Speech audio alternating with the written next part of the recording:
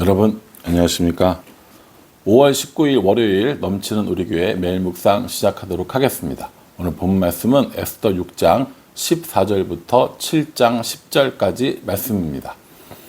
주일 잘 지내셨나요?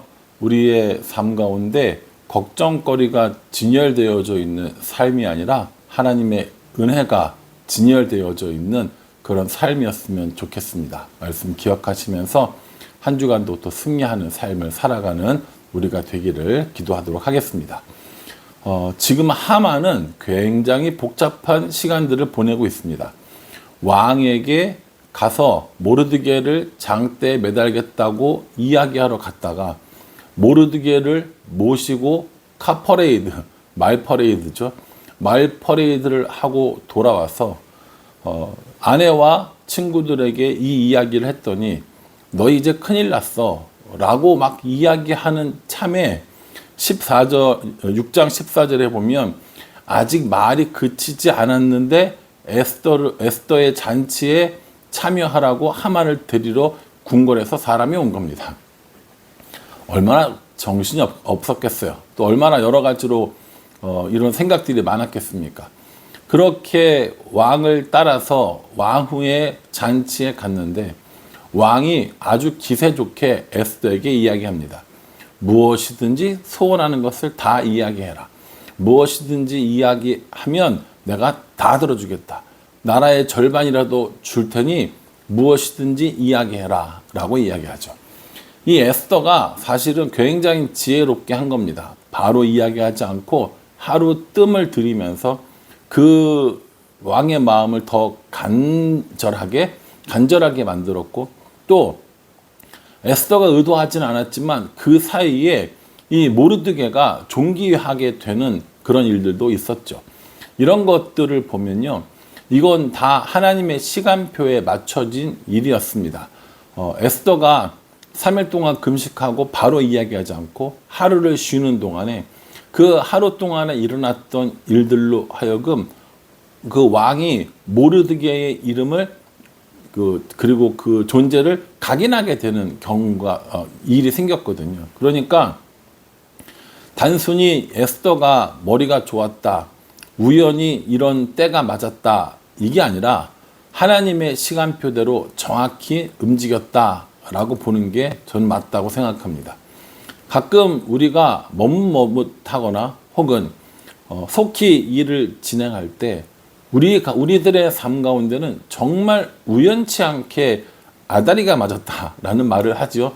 정말 딱 맞는 이런 시간표대로 움직인 경우가 있는데 우리는 그걸 가끔 가다가 좋은 때를 만났다 혹은 재수가 좋았다라고 이야기하지만 우리들의 삶 가운데는 재수가 좋거나 때가 잘 맞은 것이 아니라 하나님께서 계획하신 그 시간표대로 일이 진행되었다라고 고백하는 게 맞습니다. 에스더가 이런 일들을 계획했겠습니까? 내가 하루 동안 이야기를 안 하면 모르드게가 존귀하게 되겠구나라는 것을 알았을까요? 아닙니다. 그런 일은 일어날 수 없습니다. 그러니 이 모든 것들이 하나님의 시간표대로 진행된 게 맞습니다. 저 여러분들의 삶 가운데 우리는 때로 일이 진행되어지는 것 같지 않아서 굉장히 고통스러워할 때가 있습니다. 어째 일이 이렇게 더디게 진행될까? 어찌 이렇게 일이 안 될까라고 하는 그 순간에도 하나님은 계속해서 일하고 계시는 겁니다. 그래서 우리들은 어떤 얘기들을 하냐면 사람의 우연은 하나님의 필연이라고 이야기합니다. 우연히 일어난 것 같지만 하나님께서 계획하신 겁니다. 재수가 좋았다라고 이야기하지만 하나님의 은혜였다라는 것이죠. 그러니 우리가 재수가 좋았다, 때가 잘 맞았다라고 하는 것이 아니라 하나님의 계획대로 이루어졌다, 하나님의 시간표대로 움직였다, 하나님의 은혜를 입었다라고 하는 게 맞다라는 거죠. 이렇게 왕이 오히려 이 에스더에게 너의 소원을 말해줘 이런 상황이 돼버리니까 에스더가 뭐라고 얘기했냐면 자신과 자신의 민족이 처해져 있는 상황을 다 이야기합니다. 4절에 나와 내 민족이 팔려서 죽임과 도륙함과 진멸함을 당하게 되었나이다. 만일 우리가 노비로 팔렸더라면 내가 잠잠하였으리다.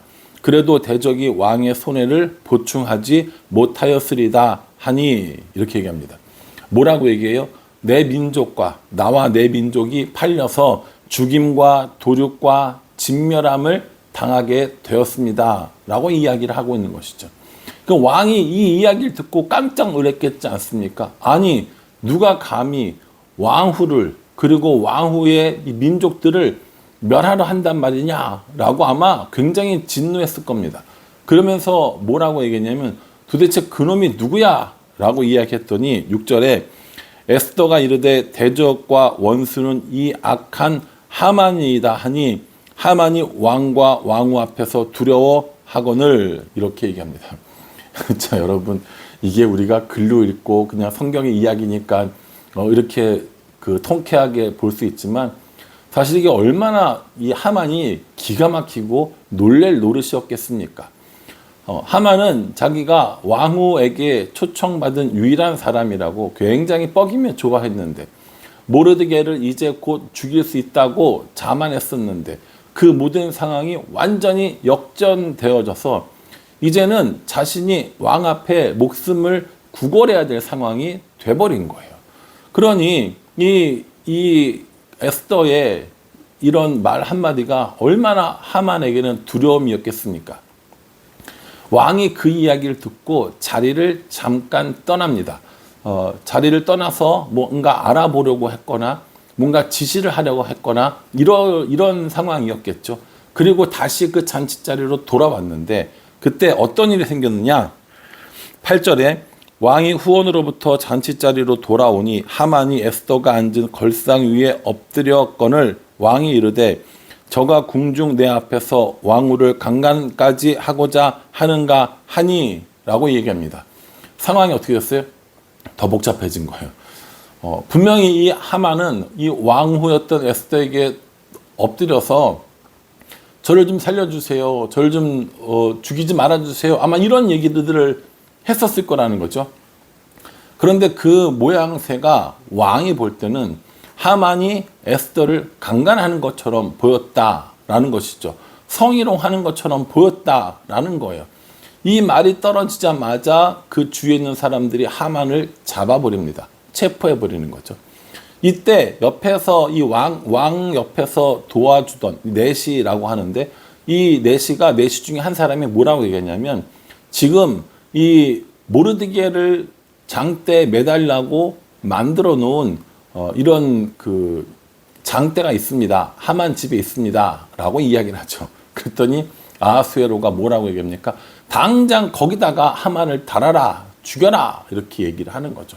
결국에 모르드게를 달아서 죽이려고 했던 그 나무 장대에 하만이 오히려 달려서 죽임을 당하는 이런 일이 생기게 되는 겁니다.